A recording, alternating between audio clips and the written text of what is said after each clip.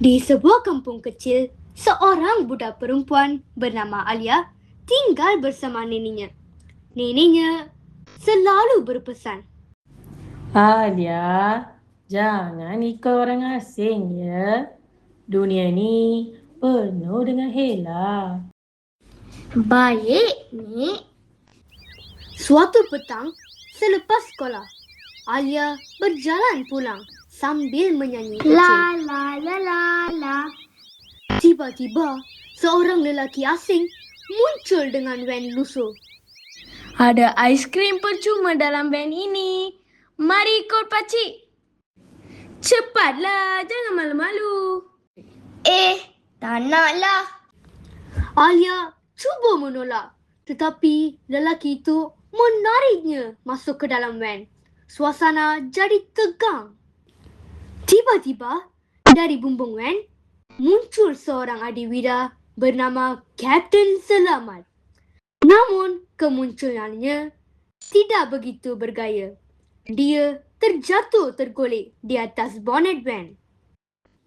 Aduh, lutut aku. Tapi jangan risau, aku datang menyelamatkan. Lelaki asing terkejut.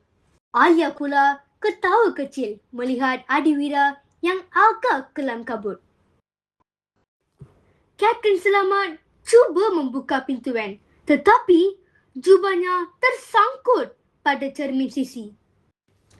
Lelaki asing cuba melarikan diri, tetapi tergelincir atas keropol ekor yang terjatuh dari beg Alia.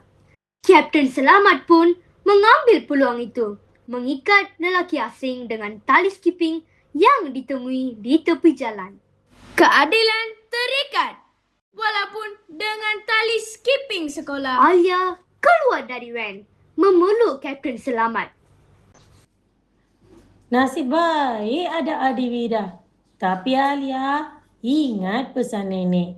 Jangan ikut orang asing lagi. Kapten Selamat cuba berdiri megah, tetapi tergelincir ke dalam longkang kecil. Ini memang gaya penilaian saya. Cerita ini menunjukkan bagaimana Alia hampir terjebak dengan pujukan orang asing, tetapi berjaya diselamatkan oleh Kapten Selamat dengan berani. Walaupun penuh dengan unsur jenaka, mesej utama tetap jelas, keselamatan diri mesti diutamakan dan nasihat orang tua perlu dipatuhi.